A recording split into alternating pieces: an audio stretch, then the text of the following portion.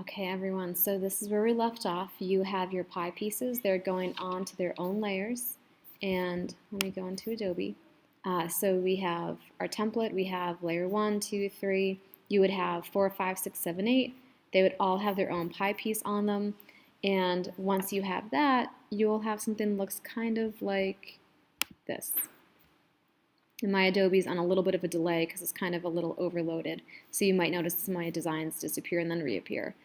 So even with all my work at trying to make everything fit as best I can, I still have some seams and gaps in the center. So what I want you to do is look over your design closely. And if you're zoomed out, you won't see anything. So zoom on in really close and start noticing where you have issues that you have to address. So for me, it's these seams. If you have a mountain range or anything like waves, cities, anything that connects across each pie piece, this is where you want to fix it. And you can fix it one of two ways. You can either move anchor points, which you already know how to do, or you could use your paint tool. So for instance, if I want to clean this up and I want to use my anchor points, what I'm going to do is, I'll unlock layer 1. I'll go into layer 1 with my direct selection tool, and I'll find there's all different ways to move anchor points, but I want to make sure I grab the ones that will actually prove to be helpful. So if I come here, double click on it, pull it over, I can keep doing this to eliminate my seams. And this one has a lot of anchor points. So I would pull over the black, but I don't want this black to be super thick, so I'd also eventually pull in the blue as well. Pulling it down. And so on and so forth. So eventually, after going through each segment, and you'd want to be careful, you'd want to try and remember to lock and unlock your layers just so you're not making a mistake that you're not aware of. But after I would go in and move my anchor points, I get something that looks more like this. And you zoom in, you can see there's no more seams, no more gaps, that's important. But I actually still don't like how all these black lines look. And that makes me I'm therefore going to use the other way of hiding seams and gaps, which is to use my paint tool instead. So if I want to use my paint tool, let me just unlock all my layers. And this means I have to be extra careful, because if I have all my layers unlocked, then I'm liable to make a mistake and change something. So I'll be extra careful not to make random clicks. But to fix seams and gaps with paint, what I do is I pick whatever color I need to, and if I want to match this blue, what I do is I'd go to my eyedropper tool and I'd hit I on my keyboard. I'd click the color I want. I would click B for my brush, and I want to make sure the brush is the stroke color. And I would start painting in, oops.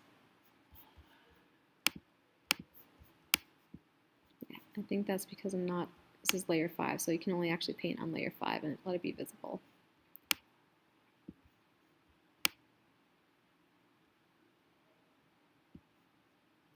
And if I want to go to layer 6,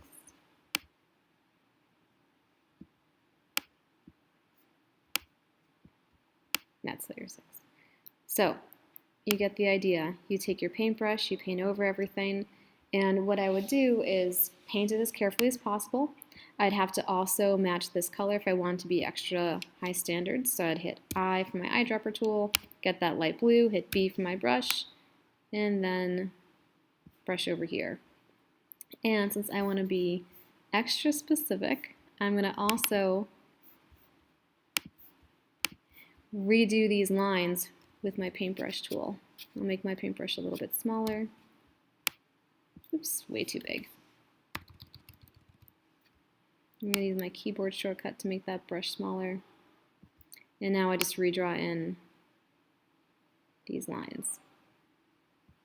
So you can either use anchor points or your paintbrush to clean up seams, gaps, all those things, because you don't want to have any of those in your final work. And you do really want to zoom in to make sure you're not missing something, because it's really easy to miss something if you're not zoomed in. So let's go to this version. This is what it looks like when it's all painted, and everything. That looks better than all those black lines. They did not look good. So after your image is totally good, then you can do your background color. To do your background color, you go to your template layer and you're going to click on your circle, and I'm going to just lock up everything else just to make sure I don't click it by accident.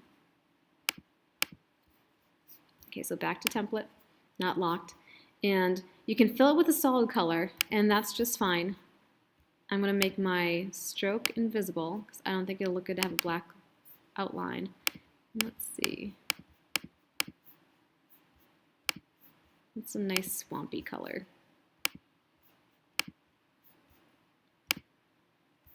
Okay, so you can do a solid color just like that, super simple. But you can also do a gradient. So do your gradient, which can look really great. You want to come over here to your gradients. You want to click on it.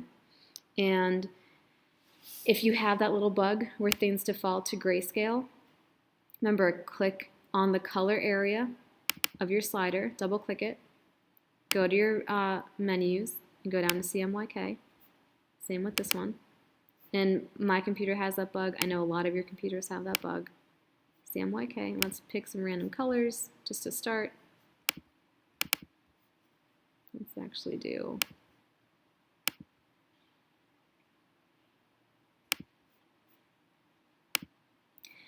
and if you want to add more options for colors, you can have as many gradients as will look good. You can add them just by clicking along the scale. If there's so many and you just end up not liking them, you just take them and you, whichever one is selected, you can see it's white when it's selected. You click on that, you hit delete, it'll go away. Also, I don't think for radial design that the linear gradient is going to look good. This is linear, this is the type. The radial is going to be more complementary to the radial pattern and design that we're doing. So if you do a gradient, do make sure you choose radial. And then you can play around with the colors. And also you can play around by picking from your scales here. You can also slide these all around. Let's pick something that looks good with my existing color scheme. And this is also where you really want to finalize your color scheme. Let's see. That's probably good. Because you remember, you want to have a dominant color scheme. And right now, my color scheme has been more analogous because I've had more of the greens, blues, and purples. And I can have a little bit of pink and not really overpower my existing color scheme. But that's kind of a sad group of colors. Let's do something a little bit brighter. But this is how you do your gradients.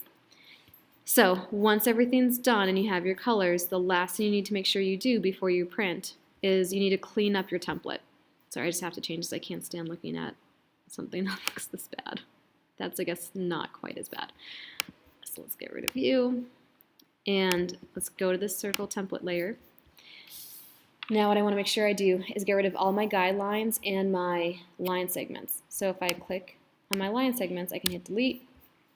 Hit delete. You do not want to print your mandala with one of those. And for some of you, you can click on your guide and hit delete and it'll go away.